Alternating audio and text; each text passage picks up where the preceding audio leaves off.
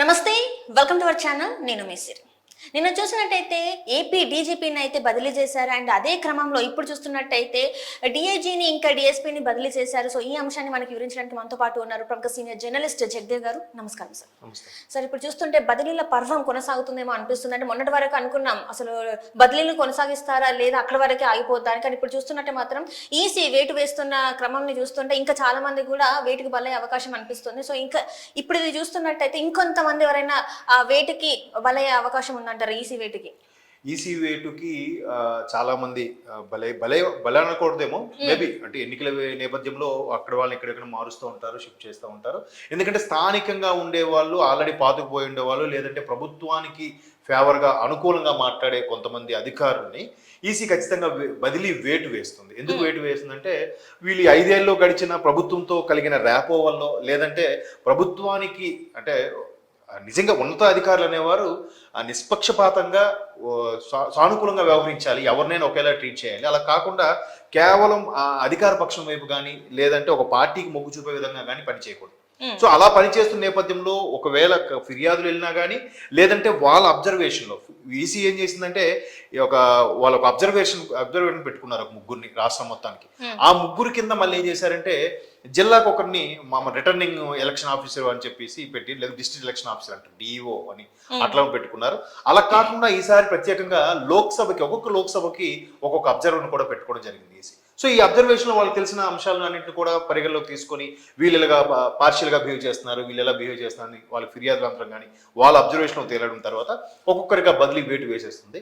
అయితే రాష్ట్రంలో గత 5 ఏళ్ళుగా చూస్తుంటే చాలా వరకు చాలా ఉన్నతాధికారులు, especially civil servants, IAS IPS కానీ వీళ్ళు ఖచ్చితంగా ప్రభుత్వానికి ఫేవర్గా ఉండడం, ప్రభుత్వానికి మొగ్గు చూపేలా ఉండడం, ప్రభుత్వం ఏది చెప్తే అదే చేయడం, అక్కడ న్యాయ అన్యాయ విచక్షణ లేకుండా, ధర్మ అధర్మాల విచక్షణ లేకుండా ప్రభుత్వం ఏది చెప్తే అది గుడ్డుగా ఫాలో అయిపోవాలన్నది చాలా వరకు మనం వార్తల్లో కూడా చూసాం.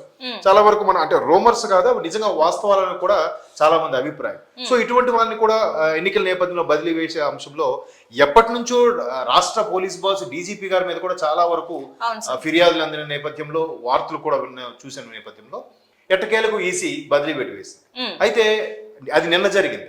ఈ రోజు మరలా అనంతపురం సంబంధించి ఆ రేంజ్కి సంబంధించిన ఒక డిఐజీని, ఐజీ ర్యాంక్ అంటే ఐపీఎస్ ఆఫీసర్ని, ఆయన్ని తర్వాత ఆయన రేంజ్లో సర్కిల్లో ఉన్న ఒక 2 డిఎస్పీలని కూడా బదిలీ వేటు వేసింది. ఇవన్నీ కూడా ఎందుకు పర్టికులర్గా ఒక జిల్లాకే అలాగే కేటాయించడం, ఇమీడియట్గా చర్యలు తీసుకోవడం అంటే గతంలో కూడా మనం చూసాం. గుంటూరు రేంజ్ డిఐజీని కూడా ఇలాగే ట్రాన్స్ఫర్ చేశారు. తర్వాత నెల్లూరు, చిత్తూరు, కడప ఈ రేంజ్కి సంబంధించిన ఐపీఎస్ ఆఫీసర్ని ఒక 4-5గురిని, అలాగే ఐఏఎస్ ఆఫీసర్ని ఒక 6గురిని కూడా బదిలీ వేటు పడింది.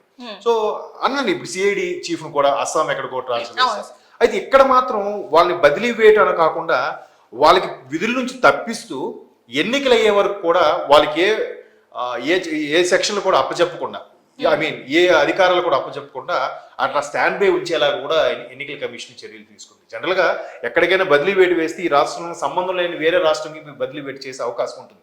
కానీ ఇక్కడ అలా చేయలేదు. ఆ డిఐజీ ఆఫీసర్ ఎవరైతే ఉన్నారో ఆయనకి బదిలీ వేటు వేసేలాగా అక్కడ నుంచి విధుల నుంచి తప్పిస్తూ స్టాండ్ బై ఉంచారంతే. అతను ఎన్నికలకు సంబంధించి కానీ ఎన్నికల విధులకు సంబంధించి కానీ ఎటువంటి ప్రమేయం లేకుండా చర్యలు తీసుకుందంట. అది మనం ఇక్కడ గమనించాల్సిన విషయం. అంటే జనరల్గా ఏం చేస్తారు, మొన్న సిఐడి ఆఫీస్కి ఏం చేశారు, ఎక్కడ నుంచి అస్సాం ట్రాన్స్ఫర్ చేశారు. అలాగే మొన్న అంతకుముందు గుంటూరు రేంజ్ ఆయన కూడా నార్త్ సైడ్ ఎక్కడికో వేశారు.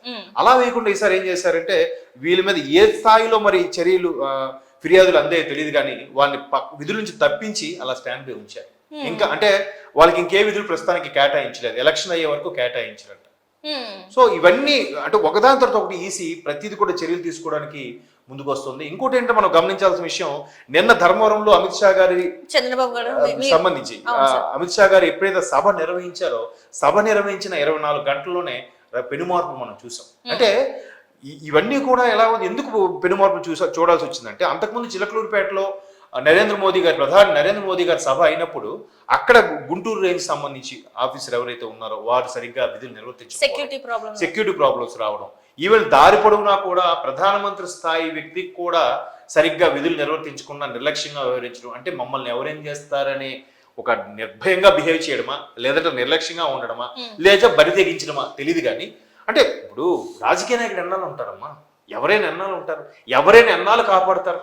ఒక అధికారికి సరే ఆ రాజకీయ నాయకుడు వెనకేసుకొస్తున్నాడు అండదండలు ఉన్నాయి, ఆ రాజకీయ నాయకుడు జీవితాంతం ఉండిపోరు. వీళ్ళు కదా జీవితాంతం 60 ఏళ్ళు వచ్చే వరకు వీళ్ళు కదా సర్వీస్ చేయాల్సిన వీళ్ళు మా సర్వీస్ ఏంటి, నెక్స్ట్ మా పరిస్థితి ఏంటి అనే ఆలోచన వీళ్ళకి ఉండాలి కదా. అలా లేకుండా గుడ్డిగా వాళ్ళు చెప్తున్నారు కదా, సరే ఏమైనా సమస్య వస్తే వాళ్ళు చూసుకుంటారు, వాళ్ళే చూసుకుంటారు. ఉండాల్సింది వాళ్ళు ఉండేది 5 years మాత్రమే ఉంటారు కదా, తర్వాత ఎవరు వస్తారో తెలియదు. ఒకవేళ వచ్చినా వాళ్ళు స్కిప్ అయిపోతారు. సరే చూద్దాం అన్నట్టు అంటారు. ఇప్పుడు లిక్కర్ స్కామ్ అంశం చూడండి, ఒక సుకేత్ అని ఒక ఆయన ఉన్నాడు, సుకేష్ ఆయన ఇప్పుడు జైల్లో ఉన్నాడు. ఆయనకు ముందు ఇలాగే అభయాస్తం ఇచ్చారంట. ఇప్పుడు ఆయన జైల్లోకి వెళ్తే ఎవడు పట్టించుకోవట్లేదు. ఆయన వీళ్ళందరి మీద కోపంతో ఏం రాస్తున్నాడు, వెల్కమ్ టు జైల్ క్లబ్ అని రాస్తున్నాడు, ఈ క్లబ్ లోకి రండి అని చెప్పి. అర్థం ఇప్పుడు వీళ్ళు కూడా రేపొద్దున లోపలికి వెళ్తే వెల్కమ్ టు రాసుకోవడమే, వీళ్ళని ఎవరు కాపాడలేరు, ఎవరేం చేయరు. మేము చెప్తే మాత్రం నువ్వు గుడ్డిగా ఫాలో అయిపోవాలని అడుగుతారు రేపొద్దున. మేము చెప్పాము, నీ విచక్షణ ఏమైంది?